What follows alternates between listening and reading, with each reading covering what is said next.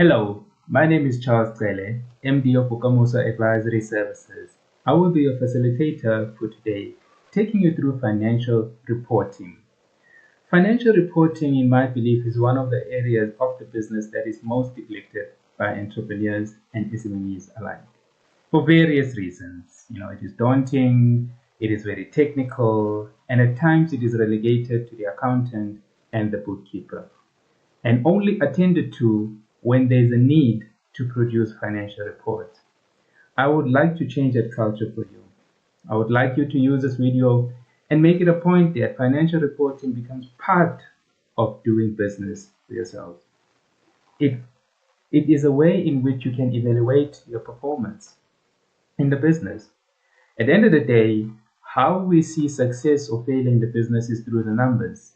Therefore, it becomes very important for yourselves to make it a standing agenda that financial reporting is prepared on a regular basis, and most importantly, your financial reports are reviewed.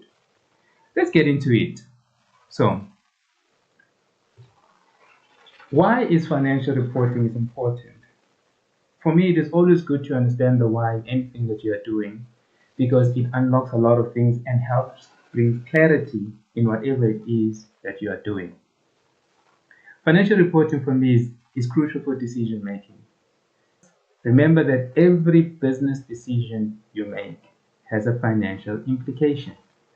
Therefore, it becomes very important to be able to use your numbers to see where are you going, what strategies can you implement, what is it that you need to change, etc. Keeping up with regulatory requirements, that's another reason why you should be making sure that your financial reporting is up to date and you fully understand what is contained in those financial statements, because you can be held personally liable for any misinformation that is contained in your financial statement. And again, depending on your industry, you need to evaluate and see what requirements you need to meet for compliance purposes. Performance evaluation, as I mentioned earlier on. What is the point of running a business and not being able to assess yourself to see whether you're making progress or not? Let us not use the measure of seeing money in the bank account to assess whether we are doing well or not in the business. Let us review the numbers from top to bottom. Let us review the strategies that we've implemented to see if they are working, our effort. So, performance evaluation for me is key in making sure that your financial reporting is done on a regular. It is also a good financial management tool for the business, again, which ties into decision making. Which products do I keep or discontinue? Do I hire more people? Do I go out and rent an office, etc.? Remember to say, what gets measured improves. So the more you measure something, the more you are able to improve it going forward. There are many other reasons as to why you should do your financial reporting. So what are the objectives for this learning area? Understanding how to prepare your financial statements. Understanding how to read them and interpret them. We'll go through that in much more detail. And understanding your role regarding the financial statement as a director. There's a page in the financial statements in which you have to sign as a director. So you need to understand the implications of you signing on that page. Improving your financial management decision making, as I've just articulated in my slide earlier on. Then implementing efficient financial reporting processes. What do I mean by this? Making use of an accounting software. Using a qualified accountant or bookkeepers. Trust me, ladies and gentlemen, there are many people out there who claim to be qualified accountants or bookkeepers, but half the time they cannot even produce a proper set of financials, or they produce financials which have been forced balance and so forth. Remember, if you are not going to take the time to understand what is contained in the financials and rely on whoever has prepared for them, when you submit them, whether for funding or to a supplier or to a customer, whatever the case might be, wherever you're submitting those financial statements, and when they see them wrong, they do not know or they do not care who has prepared them. They just look at you and they see a person whom they cannot trust, whom they cannot rely, because you have not taken a due care to ensure that whatever information you are disseminating from your business is correct, it contains no misstatements, and can be relied upon. So it speaks more about you rather than the person who has prepared those financial statements. That's why for me, it is important to ensure that you've got the right person who's assisting you when it comes to this regard. Also, this will help you to improve your internal control environment. I just met a client recently who had to fire his CFO because he discovered that he was defrauding the company.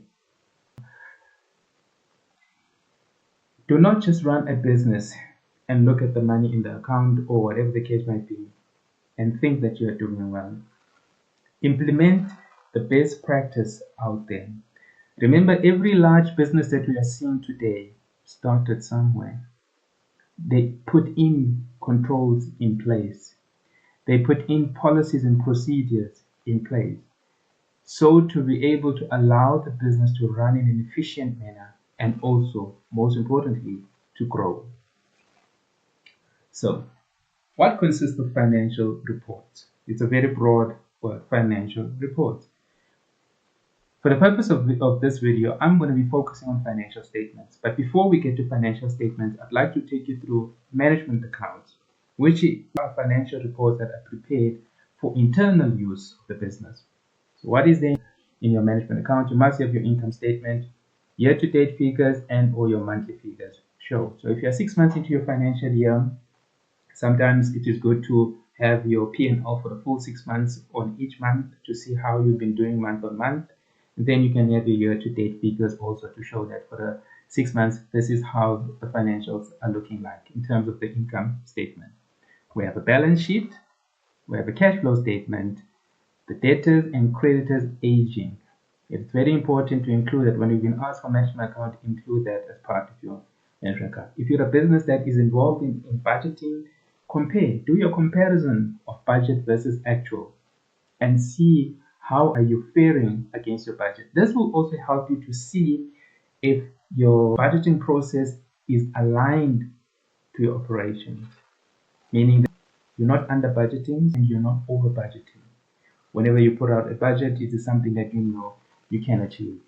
Inventory reports, if it is applicable to you, if you're a business that deals with physical inventory and so forth, it is good to also show that, the movements and all those things. And then any other report that you may deem necessary for your business.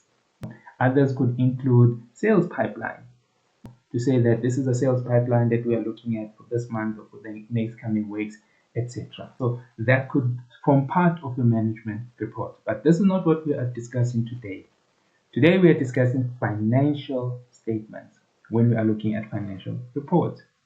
So, as a minimum, these are the things that you should see in your financial statement. Director's responsibility and approval. I will show you what that looks like.